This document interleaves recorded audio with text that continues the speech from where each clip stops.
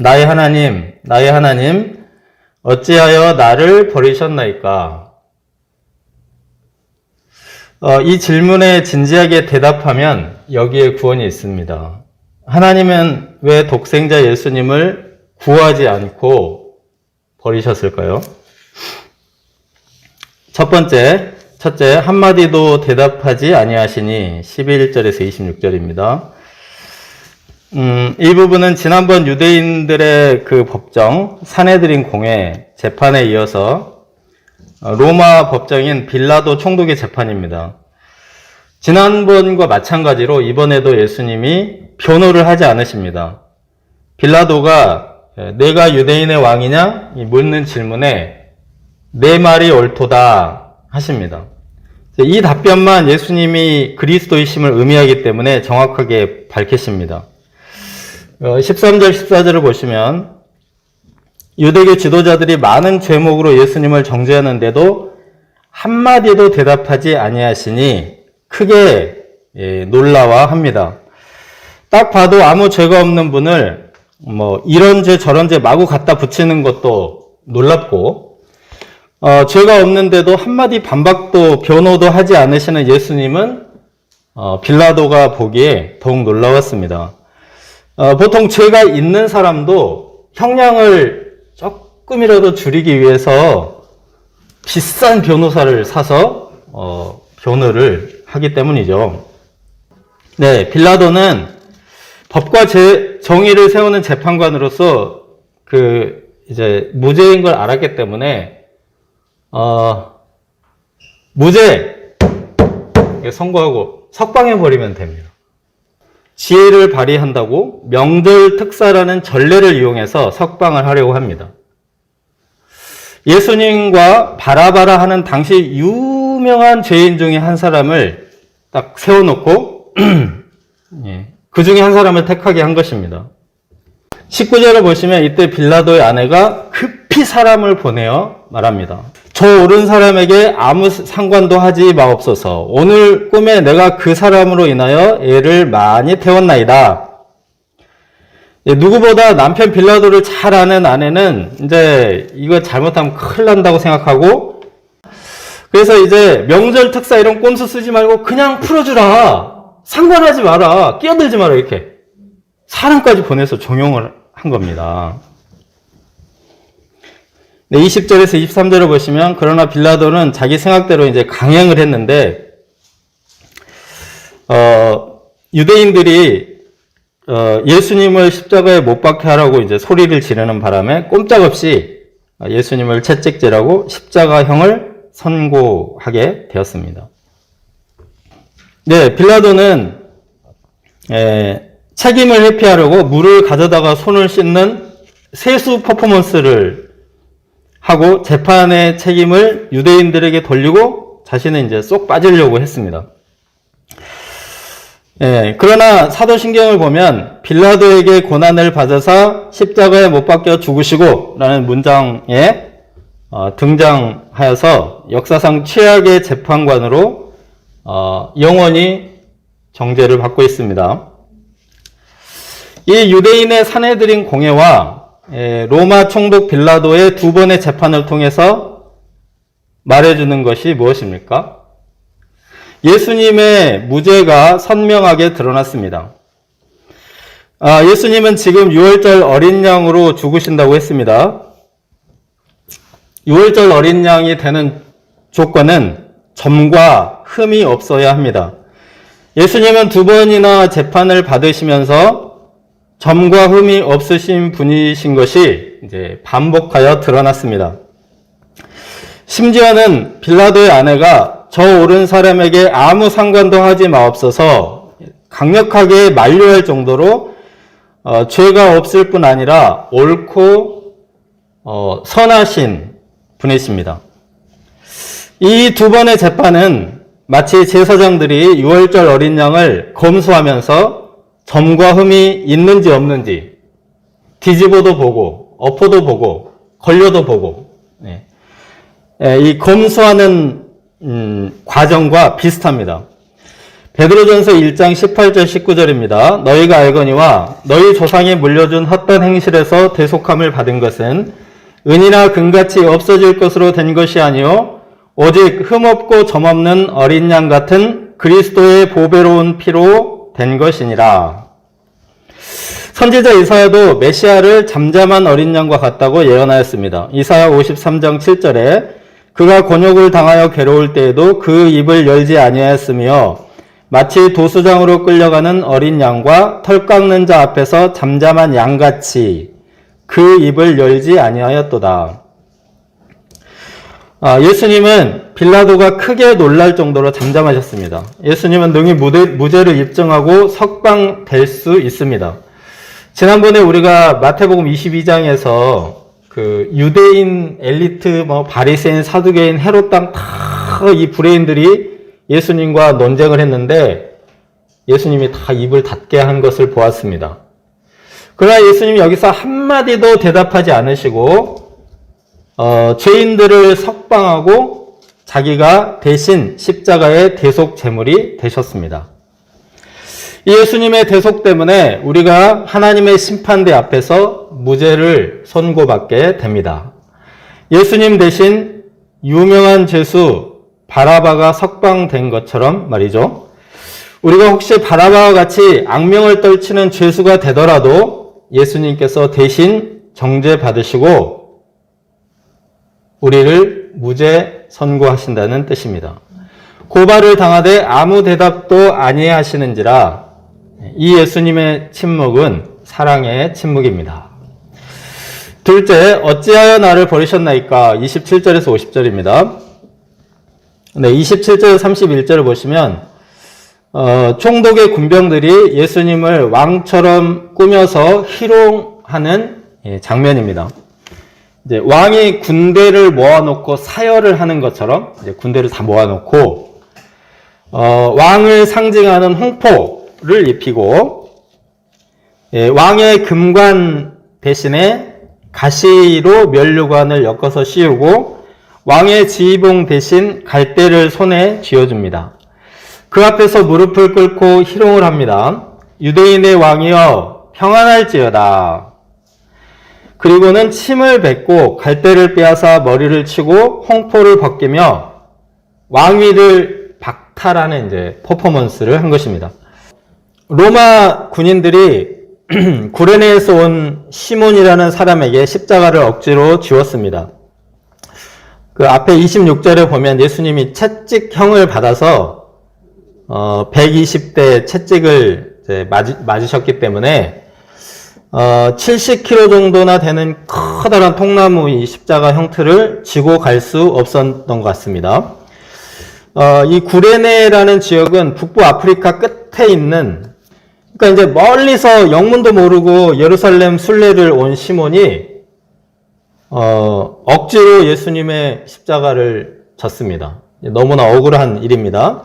그런데 이때 예수님의 십자가를 대신 진 것이 계기가 되어서 그 아들들인 알렉산더와 루포가 초대교회의 중요한 인물들이 되었습니다. 그리고 사도 바울은 시몬의 아내를 나의 어머니라고 부를 정도로 온 가족이 교회에 선한 영향력을 끼쳤습니다.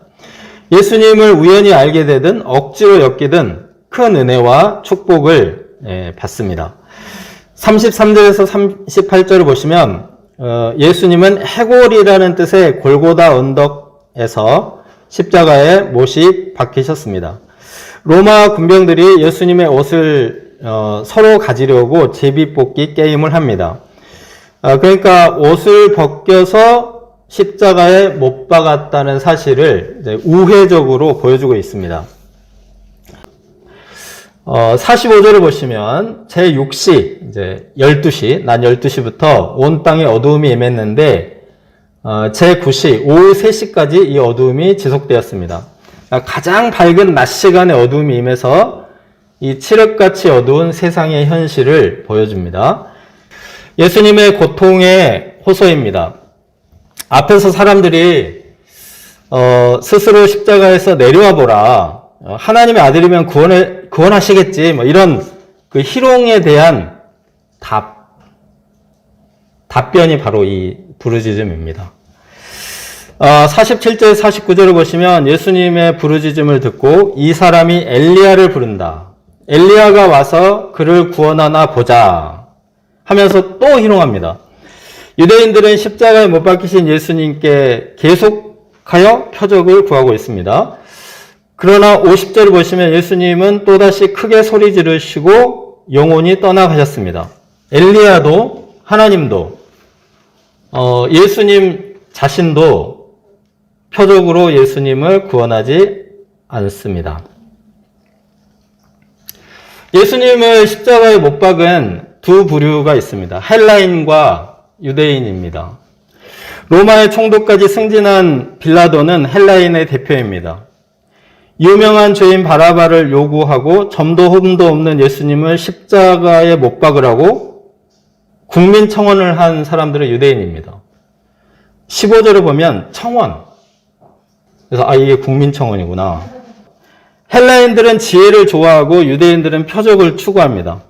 예수님은 지혜도 표적도 아닌 십자가의 죽으심을 선택하십니다.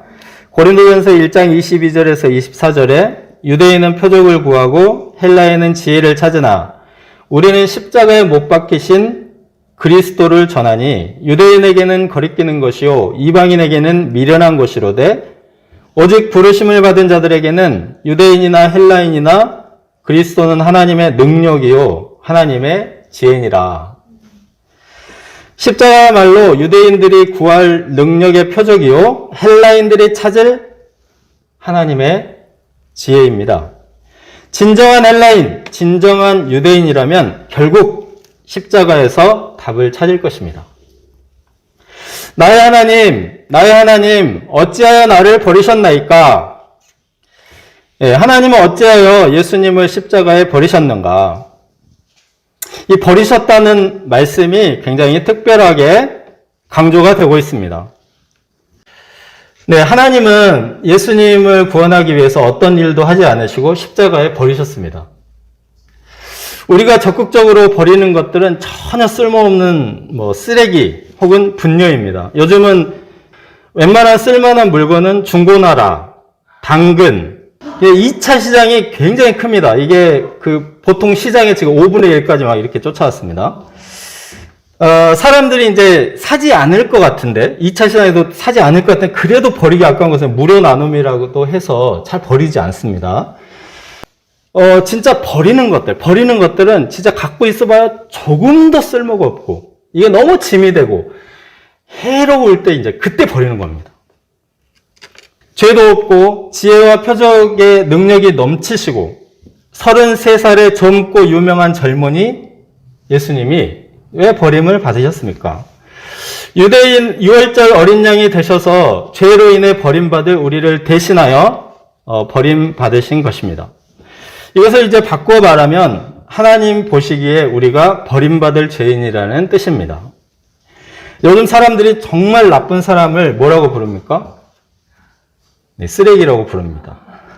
네, 혐오스러운 표현이지만 오죽 당했으면 이런 표현을 쓰겠는가 이런 생각이 듭니다. 하나님이 보시기에 죄로 병든 우리 인생들이 그 정도로 심각하기 때문에 우리를 버리지 않고 구원하시기 위해 예수님을 대신 버리셨습니다. 나의 하나님, 어찌하여 나를 버리셨나이까? 이것은 고통이 울부짖으면서 동시에 왜 구원의 방법이 하필 십자가입니까? 라는 질문입니다. 우리를 쓸모있게 하시려고 예수님을 폐기하신 것입니다. 우리나라 CCM 복음성가 가수 중에 이제 아마도 가장 유명한 분인 것 같아요. 박종호 장로님. 대중적인 인기를 버리고 이제 하나님께 헌신하려고 복음성가만 불렀습니다. 부르심을 받고 부르심에 따른 거라고 합니다. 그런데 이제 몇 년 전에 이분이 간암 선고를 받았습니다. 세상 명예, 영광, 재물을 버리고 하나님을 섬겼는데 왜 나를 버리셨는가? 질문을 했습니다. 그리고 이제 어쩔 수 없이 최후의 수단으로 두 딸의 간을 이식받게 되었습니다. 그래서 이제 그 생간을 떼어주고 병상에서 고통하는 그 딸을 보면서 굉장히 화가 났다고 합니다. 이 첨단 과학 시대에 이 똑똑한 의사들이 왜 이렇게 무식한 방법으로 요놈 거 떼어다가 이렇게 붙여야 하는가 하고 막 분노를 했다는 겁니다. 그러다가 이제 이렇게 생각하게 된 겁니다. 다른 방법이 없기 때문이구나. 예수님이 무식하게 십자가에 죽으신 것도 다른 방법이 없기 때문이구나. 네, 십자가를 깨달았다는 간증입니다. 어째 독생자 예수님을 버리셨는가? 그 답은 사랑인 것 같습니다. 버림받아 마땅한 죄인들에게 사랑을 표현하시는 것입니다. 내가 너를 이토록 사랑한다. 너를 구원하려고 내 사랑하는 아들을 버릴 정도로 너를 사랑한다. 내 사랑을 믿어다오. 이런 사랑의 고백입니다. 예수님의 십자가를 통해 하나님의 사랑을 신뢰할 수 있기를 기도합니다. 셋째, 성소휘장이 찢어져 둘이 되고 51절에서 66절입니다. 예수님께서 십자가에 죽으시는 그 순간에 일어난 기이한 일들입니다. 성소휘장이 찢어져서 둘로 이제 쫙 찢었다고 했는데 이것이 사람이 절대로 찢을 수 없는 길이가 20m, 폭 15m, 두께가 이제 손바닥 두께만한 두께로 만들어져 있어서 요거를 찢으려면 요즘 포크레인으로 다 잡아당겨도 안 찢어지는 그 정도로 강합니다. 그리고 이제 다이너마이트도 없던 시대에 바위가 이제 터진 거죠. 그러니까 이거는 이제 달리 설명할 방법이 없고 예수님의 십자가 때문에 이런 일이 일어났구나 라는 사실을 보여준 겁니다. 이 성소, 휘장이 있는 성소와 골고다 언덕과는 이제 거리가 있습니다. 물리적인 거리. 그런데 이런 일이 일어났다는 기이한 사건입니다. 성소 휘장은 인간과 하나님 사이를 가로막고 있는 죄를 의미하고 이 바위는 인간의 딱딱한 마음, 완고한 마음을 의미하는데 십자가의 능력으로 이 모든 것들이 다 깨져버렸습니다. 또한 무덤이 열리면서 자던 성도들이 부활하여 거룩한 성에 들어가서 막 예수님을 증거하고 돌아다녔습니다. 이것은 원래 언제 일어나는 일이죠? 네, 세상 끝날에 일어나는 그 일이 앞당겨서 시간을 초월해서 일어난 겁니다. 그러니까 이제 예수님의 십자가의 능력이 공간을 초월하고 시간을 초월한다 이런 메시지를 주고 있습니다. 그리고 이제 54절에 보시면 이제 이방인 백부장과 뭐 군병들이니까 로마 사람들이겠죠. 이 사람들이 고백합니다. 이는 진실로 하나님의 아들이었도다. 성경을 모르는데도 그 십자가 사건만 보고도 예수님의 이 신성과 구원을 깨달은 겁니다. 57절에서 60절에 보면 이제 아리마대 부자 요셉이라는 이 제자는 아마도 은밀하게 예수님을 믿고 혼자서 배우던 그런 숨겨진 제자였는데 당돌하게 빌라도에게 가서 예수님의 시체를 달라고 해서 새 무덤에 장사를 했습니다. 이 백부장은 이방인, 요셉은 유대인. 그러니까 이 십자가가 유대인과 이방인, 뭐 야만인, 인종, 언어 뭐 다 초월하여 구원을 준다는 메시지입니다. 찬송가에 이 벌레 같은 날 위에 주 보혈 흘렸네. 우리가 아주 못된 사람에게 뭐 쓰레기, 뭐 요즘 이제 기자들 막 욕하면서 기레기 뭐 이런 표현을 쓰는데 사실은 우리가 그런 존재라는 사실을 보여주는 게 십자가입니다. 저는 이제 착하다는 말을 굉장히 많이 들었습니다. 그래서 제가 고등학교 3학년 때 한 친구가 반장 선거에 저를 추천했는데 그래서 저를 추천하면서 얘가 착해요. 그러면서 이제 추천을 했습니다. 그러나 저는 이제 성경 말씀을 공부하면서 내가 너무 추한 죄인이라는 사실 너무너무 많이 발견했습니다. 뭐 음란한 생각과 정욕과 막 사람들을 미워하고 또 열등감, 시기심, 심히 부끄러운 죄인인 것을 발견했습니다. 대학교 새내기 때 이제 제가 십자가의 메시지를 듣고 그동안 지은 죄를 대충 적어보니까 13페이지가 나왔습니다. 대학교 2학년 때 좀 더 자세히 적어보니까 40페이지가 나왔습니다. 지금 적어보면 100페이지도 넘을지 않을까 하여튼 그런 생각이 듭니다. 제가 실제로 요즘 유명한 죄인들처럼 뭐 그런 일은 사실 하지는 않았지만, 만약에 그런 기회가 되었다면 능히 그런 죄를 범할 수 있는 죄인인 것을 깨닫게 되었습니다. 이 벌레 같은 나를 위해 주 보혈 흘렸네. 이 표현이 결코 과하지 않다 생각합니다. 예수님의 버림받은 십자가가 주는 또 하나의 메시지는 어떤 죄인도 버리지 말라라는 메시지입니다. 예수님께서 그를 대신하여 버림받으셨기 때문입니다. 물론 우리는 자기 자신을 비롯해서 너무 많은 사람들이 정말 인간 같지 않다는 그런 생각을 정말 많이 하게 될 겁니다. 사람들이 자기 이익을 위해서 너무나 쉽게 사람을 버리지 않습니까?